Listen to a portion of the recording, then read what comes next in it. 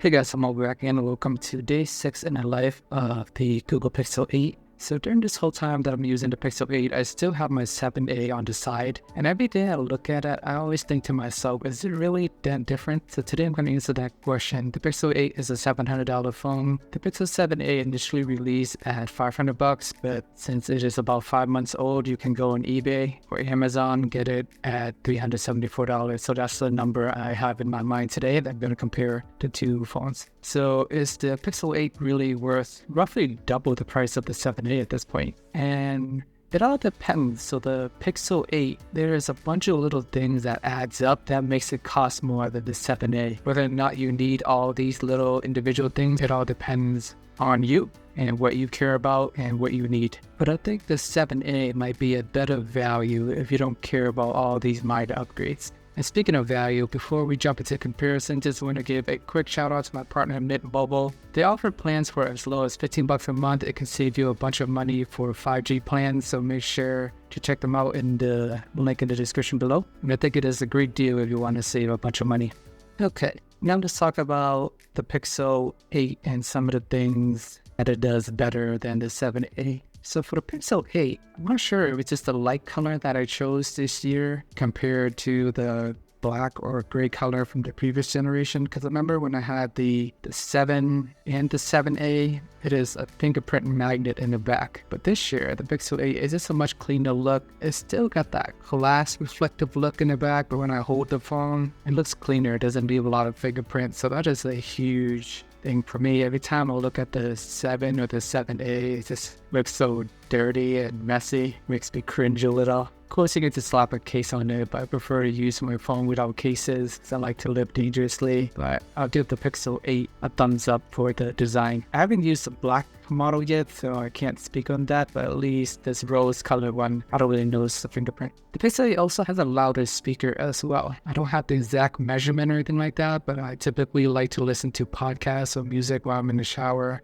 And with the 8, I can just hear it much better than the 7a. So there's my scientific review for you guys. Pixel 8 technically have a newer Tensor G3 chip compared to the G2, but using it on a normal day-to-day basis, I really noticed that much of a difference. Both chips are pretty fast and efficient. G2 is not slow or laggy by any means, so even though it is a higher number, it is not life-changing. Pixel 8 has 120 Hz refresh rate compared to 90 Hz on the 7a. Some people really care about the higher refresh rate. I personally can live with 120, 90, and 60. It doesn't really change my life one way or the other. So it's always nice to have the highest spec, but just in terms of how important it is to you, it all depends. Pixel 8 has an unbelievable 7 years of software updates, and if you plan to keep this phone for that long, it is basically $100 a year.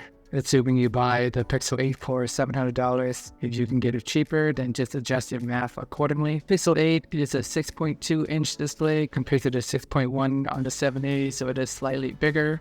Pixel 8 has a slightly bigger battery, and despite it being a bigger phone, it is actually lighter than the 7a. Comes in at 6.6 ounces compared to 6.8. Lighter is always better for me, but it is not too noticeable. Pixel 8 got the IP68 water resistant compared to the 7a. It is only IP67.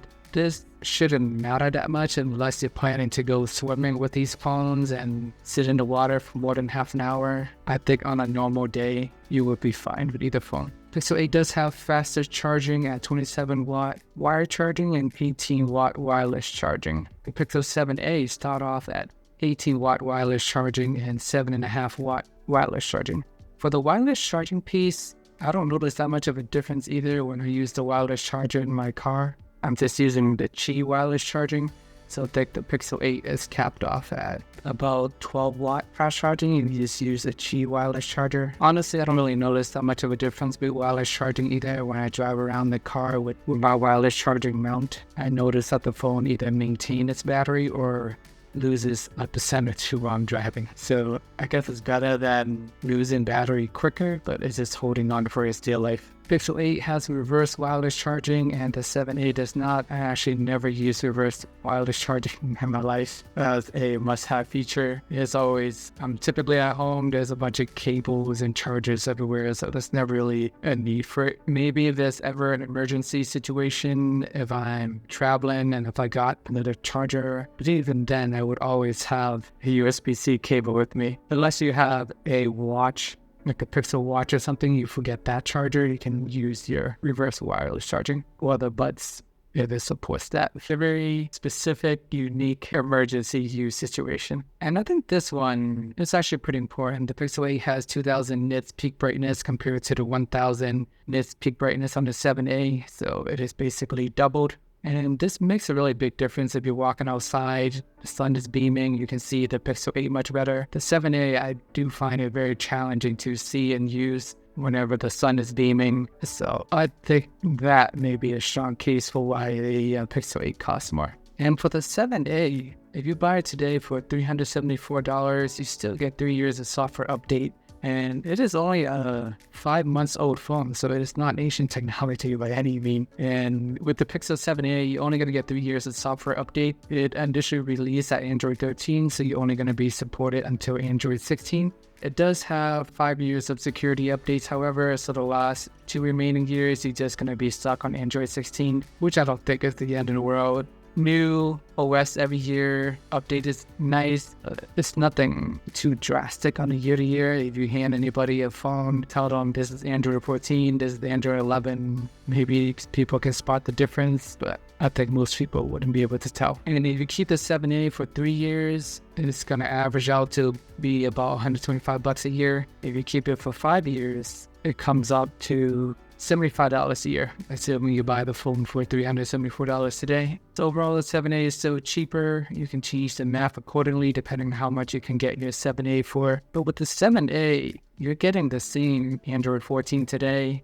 You're going to get the same Android 15 and 16. On a day-to-day basis, me using the phone, the Pixel 8 is not noticeably faster by any means. They're basically just same just in terms of speed and using it under normal usage, playing games, Twitter, Snapchat. You won't see a big difference in any of those. Cameras are pretty similar as well. They both take great videos and photos, and I don't notice that one is significantly better than the other. Battery life are pretty similar as well. I get about 12 hours on both phones on a regular days, so it is not a full day battery life by any means. Although the Pixel 8 does make your life easier because it has faster charging. You plug it in for half an hour, so it will last you the rest of the night. Versus the 7a, you might need to plug it in a little bit longer, maybe 45 to an hour to really get the most out of your phone. I know the Pixel 8 got all these cool AI features for editing all your photos. It's only going to be on the Pixel 8 for the first few months. Eventually, these are all software updates on the cloud. It's going to come to the 7 and the 7a. So give it 3 months or so. And even on the Pixel 8, I don't find it to be that useful. It's fun to play with it for one time, but not something I use on a day-to-day basis. So overall, if you are budget conscious, I would recommend the 7a despite it being a 5 months old phone. Slightly older chip is not that noticeable in terms of speed changes. 90 Hz refresh rate is fine for me. I don't really care for 120 Hz refresh rate. 7 years of software updates on the Pixel 8 is cool at $100 a year. You can get 5 years of software updates for $75 a year, which is still a better value. 6.2 inches compared to 6.1 is not noticeable. Even though the 7a is a little bit heavier, we're just looking at fractions of ounces, so it's not going to break your wrist by any means. IP67 and 68 is not a really big difference if you don't go swimming or diving in the pool every day. The slower charging speed on the 7a and the lower peak brightness, I think those are the two things you may want to consider upgrading if you want to get the Pixel 8. But if those things, along with all those other minor incremental things, are worth double the price, then by all means get the Pixel 8. But if you don't care about all those other little things and you just want to save the most money and get a really great phone that is fast, takes great photos, and has similar battery life, then the 7a is still the better choice despite it being an older phone. There you have it. Let me know if you find this video to be helpful. Let me know your thoughts, comments, and concerns below. And if there's anything else you want me to cover, any other comparisons you want me to make, remember to like and subscribe, and see you guys in the next video.